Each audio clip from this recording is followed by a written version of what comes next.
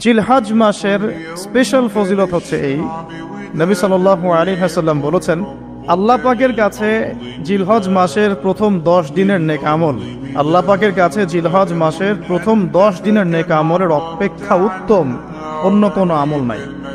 সাহাবীরা প্রশ্ন করলেন যে ওয়ালাল জিহাদু ফি সাবিলিল্লাহ ইয়া রাসূলুল্লাহ, আল্লাহর রাস্তায় জিহাদও কি নয়?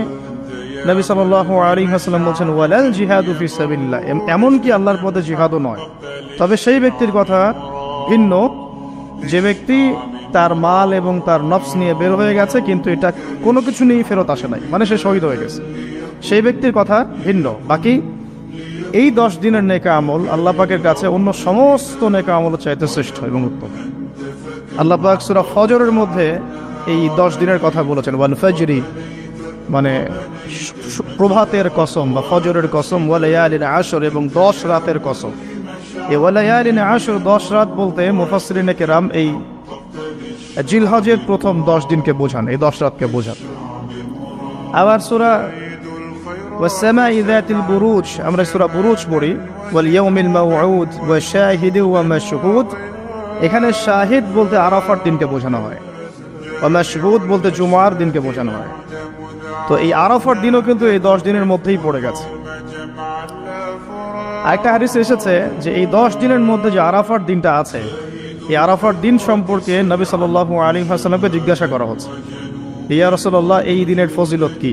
নবী করিম সাল্লাল্লাহু আলাইহি ওয়াসাল্লাম বলেন আহতাসিবু আলাল্লাহ, আমি আল্লাহর কাছে আশা করি যে এই দিন মানে আরাফার দিনের সিয়াম রোজা এটা কি হবে, কাফারা মানে মাফের কারণ হবে, গুনাহ মাফের মোচনের কারণ হবে, সানাতাল্লাতি ক্বাবলা ওয়া সানাতাল্লাতি বা'দা, মানে বিগত 1 বছরের আগামী 1 বছরের 2 বছরের গুনাহ মাফের কারণ হবে একটা রোজা আরাফার সাওম। সুবহানাল্লাহ। তো এই 10 দিন এর মধ্যেও পড়ে গেছে আবার হজ, এই 10 দিনের মধ্যেই পড়ে গেছে কি হজ, হজও এর মধ্যে, আবার কুরবানি নাহার এটাও এর মধ্যে।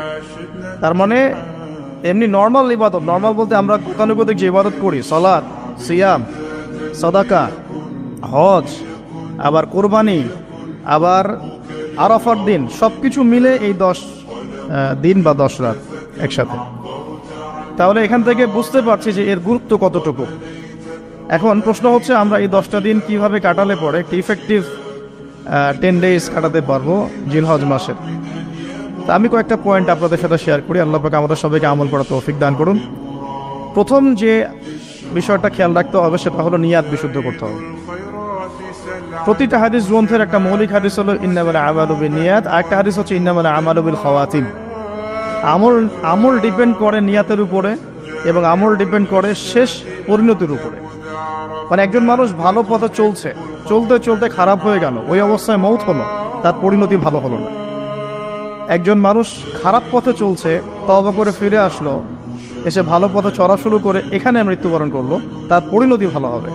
ইন্নামাল আমালু বিল খাওয়াতিম, আমল শেষের উপর নির্ভর করে, আর আমরা তো জানি না যে কার শেষ কখন। এই কারণে সবসময় আমলে ব্যস্ত থাকা উচিত। আল্লাহ পাক তৌফিক দান করুন। আল্লামা তাকি উসমানী দামাত বারাকাতুহু তার উস্তাদ তাকে বলতেন, তিনি তার কিতাবে লিখেছেন যে আমার উস্তাদ আমাকে বলতেন, আমার শাইখ আমাকে বলতেন যে প্রতিদিন দেহের যেমন খোরাক আছে ঠিক তেমনি প্রতিদিন আত্মার খোরাক জোগাড় করো।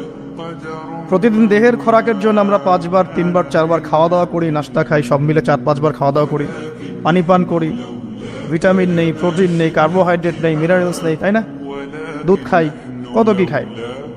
তো এগুলো দেহের খাবার, অনেকে এর সাথে আবার হারামও কিছু খাবার খায়। আর রুহের খাবার, প্রতিদিন রুহের খাবার জোগাড় করো। তিনি বলছেন এভাবে যে অন্তত একটা সময় নামাজের পরে, ফজরের পরে বা মাগরিবের পরে বা আসরের পরে কিছুক্ষণ ধীর স্থিরভাবে নীরবে বসে থাকো, আল্লাহর জিকির করতে থাকো, কোরআন তেলাওয়াত করতে থাকো, তাসবিহ তাহলিল করতে থাকো, আল্লাহর কাছে দোয়া করতে থাকো, হোক শেষ রাতে বা ফজরের পর বা মাগরিবের পর বা ইশার পর, আপনার সুবিধা মতো সময়। ফজরের পর করতে পারলে বেশি ভালো হয়, শেষ রাত্রে করতে পারলে বেশি ভালো হয়। তো তা উস্তাদ তাকে বলতেন এটা হলো আত্মার খোরাক, এর মধ্য দিয়ে আমরা আত্মার খাবার পাই। আত্মা অসুস্থ হয়ে গেলে দেহ সুস্থ থাকে না। আমাদের সমাজে আমরা যারা চলাফেরা করছি আমাদের বেশিরভাগের প্রবলেম একটা, আমাদের আত্মাগুলো দূষিত এখন। আত্মাগুলো দূষিত, এটা আমি 100% গ্যারেন্টি দিয়ে বলতে পারি। আত্মা দূষিত না হলে আমাদের চোখের হেফাজত করা সহজ হতো। আত্মা দূষিত না হলে আমাদেরকে সলাতে আসতে এত বেগ পেতে হতো না। আত্মা দূষিত না হলে সদাকা জাকাত দিতে মনের মধ্যে এত কুণ্ঠতা, কি বলবো, এত মানে কনজাস্টেড ভাবনা চিন্তা আসতো না। আত্মা দূষিত না হলে কিন্তু আমরা আল্লাহ পাকের বিধান পালনে এত যুক্তি বিজ্ঞান দর্শন খুঁজতাম না। মানে আমাদের আত্মা কিন্তু অলরেডি করাপ্টেড। তো এটা নিজের বিবেকের সাথে প্রশ্ন করলেই পাওয়া যাবে, আয়নার সামনে দাঁড়ালে। তো এই আত্মা এখন বিশুদ্ধ করার জন্য আল্লাহ পাকে মৌসুমগুলো দিয়েছে। এই 10 দিন আমরা প্রথম যে কাজটা করতে পারি সেটা হলো নিয়াতটা বিশুদ্ধ করা, যে আমি প্রত্যেকটা কাজ আল্লাহ পাকের সন্তুষ্টির জন্য করছি। এর আগে যারা দিনের পথে চলেছেন, কাজ করেছেন, শ্রম দিয়েছেন, দায়ী ছিলেন, মুহাদ্দিস, মুফতি, মুজাহিদ তারা ছিলেন, তারা একটা বিষয় খুব খেয়াল রাখতেন। অনেকগুলো কিতাব পড়াশোনা করে এই জিনিসটা আমি পেয়েছি, অনেকগুলো কিতাবই আছে। তারা যে কোনো কাজ করার আগে একটু ধীর স্থিরভাবে বসতেন বা 1 মিনিট একটু চিন্তা করতেন, আগে নিয়াতটা খালাস করতেন, আমি এই কাজটা আল্লাহর জন্য করছি। আমরা ব্যস্ততার সাথে অনেক সময় চলাফেরা করে এই নিয়াতটা খালাস করার সময় পাই না। তো আগেকার যারা বড় বড় বুজুর্গ ছিলেন তারা নিয়াতটা আগে খালাস করে নিতেন, এই কাজটা আমি আল্লাহর জন্য করছি। তারপরে কথা বলা শুরু করতেন, তারপরে নামাজে দাঁড়াতেন, তারপরে সাদাকা করতেন, তারপরে দার্স দিতেন। মানে আগে একটু চুপ করে বসে থাকতেন যে আমি কাজটা আল্লাহর জন্য করছি। আমরা একটু এই যে 2-3 দিন হাতে আছে আমাদের, নিয়াতটাকে বিশুদ্ধ করব যে আমি যে আমলই করব, সেটা নামাজ হোক, রোজা হোক, হজ হোক, জাকাত হোক, কোরবানি যাই হোক, শুধু আল্লাহর জন্য করব, শুধু আল্লাহর জন্য, শুধু আল্লাহর জন্য, শুধু আল্লাহকে রাজি খুশি করার জন্যই সব করতে হবে। এটাই হলো আপনার বিশুদ্ধ নিয়াত। এরপরে এই 10 দিনের মূল কাজ হবে তওবা করা। এই 10 দিন বেশি বেশি আল্লাহর কাছে তওবা ইস্তেগফার করতে হবে, কারণ এই 10 দিনে হজ আছে। আর হজের সময় আরাফার মাঠে যে হাজিরা অবস্থান করেন, বলা হচ্ছে যে আরাফার মাঠে কোনো হাজি যদি 1 মিনিটও অবস্থান করে তার হজ হয়ে গেছে। এত গুরুত্বপূর্ণ। দেখেন, এখন যদি আরাফার মাঠে গিয়ে আমি 6 মাস বসে থাকি, ওই ফজিলত পাবো না যা ওই সময় পাবো। এটা আল্লাহর হুকুম, আল্লাহর হুকুমের এহমিয়ত এটা। এখন যদি আমি আপনি আরাফার মাঠে বসে থাকি সারাদিন সারা রাত, ওই ফজিলত পাবো না যেটা হজের সময় পাওয়া যাচ্ছে। হজের মাঠে, আরাফার মাঠে যত হাজিরা আসবে, লক্ষ লক্ষ হাজি, তাদেরকে উদ্দেশ্য করে আল্লাহ পাক বলেন, ফেরেশতাদেরকে বলেন, দেখো আমার বান্দারা কি চায়, দেখো ওরা উস্কো খুস্কো চুল নিয়ে এসেছে, ধুলো মলিন হয়ে এসেছে। আরেকটা জায়গা আছে যে ওই দিন আল্লাহ রাব্বুল আলামিন এত অধিক সংখ্যক বান্দাকে জাহান্নাম থেকে মুক্তি দেন যেটা আর কখনো দেন না, এবং ওই দিন শয়তান নিরাশ হয়ে পড়ে। তাহলে এই 10 দিনে আমরা যারা যেতে পারছি না হজে, আমাদের কাজটা তাদের সাথে একাত্মতা পোষণ করে তওবা করতে থাকি। মানে ইউনিটিটা কেন? যেমন ধরুন একটা হাদিস বলি যে আরাফার এই জিলহজ মাসের চাঁদ ওঠার আগেই যারা কুরবানি করতে সক্ষম, আমরা যারা কুরবানি করতে চাই, তাদেরকে নখ, চুল এগুলো কাটতে নিষেধ করা হয়, তাই না? চাঁদ উঠে গেলে নখ, চুল এগুলো কাটতে নিষেধ করা হয়, এটা হাদিসেই আছে। আর এর আগে কেটে ফেলতে বলা হয়, যে নখটা আগে কেটে ফেলেন, চুলটা আগে কেটে ফেলেন, দাড়ি আবার কাটতে যায় না, নখ আর চুল। তাতে কি হবে, আমরাও একটা, ওই যে যারা আমরা মানে হজ করতে যেতে পারি নাই, তাদের সাথে আমাদের একটা একাত্মতা হলো। কিন্তু তারাও যেমন এগুলোকে স্যাক্রিফাইস করলেন, আমরা আমাদের জায়গা থেকে স্যাক্রিফাইস করলাম এবং এই নেকিটা পেলাম, একটা কুরবানি নেকি পেয়ে গেলাম ইনশাআল্লাহ। কিন্তু আমি কিন্তু ওখানে গিয়ে কুরবানি করতে পারি নাই, তাহলে সারা মুসলিম বিশ্বের সাথে একটা একাত্মতা পোষণ করা হলো, ইউনিটি দেখা হচ্ছে এখানে। এই জিনিসটাই ওখানে তারা তওবা করেন, আমরা এই সারা এই 10টা দিন 10টা রাত তওবা ইস্তেগফার করতে থাকবো। আল্লাহ পাক তৌফিক দান করেন। আমি কমপক্ষে দিনে 100 বার আস্তাগফিরুল্লাহ ওয়া আতুবু ইলাইহি, এটা বলা উচিত। এরপর একটা বললাম নিয়াত, এরপরে তওবা। এরপরের কাজটা হচ্ছে, বলে ফেলেছি অলরেডি, যে আমাদের চুল নখ যেগুলো আছে এই 2-3 দিনের মধ্যে কেটে ফেলবেন। আগামী সোমবারে কিন্তু শুরু হচ্ছে আমাদের, তাই না? আগামী সোমবারে প্রথম জিলহজ শুরু হচ্ছে আর কি। তাহলে যদি সওম রাখতে চান তাহলে রবিবার রাতে সাহারি খেতে হবে। তো চুল নখ এগুলো যা যা আছে অন্য জায়গার পশম, এগুলো উঠিয়ে ফেলতে হবে, কামিয়ে ফেলতে হবে। ইনশাআল্লাহ একটা কুরবানির নেকি পাওয়া যাবে ইনশাআল্লাহ, অল্প একটু আমল করবে। আর 4 নম্বর কাজটা হচ্ছে, এই 10টা দিন একটা ট্রেনিং সেশনের মতো নিয়ে নেই 10 দিন 5 ওয়াক্ত নামাজটা জামাতে পড়ার চেষ্টা করি ইনশাআল্লাহ।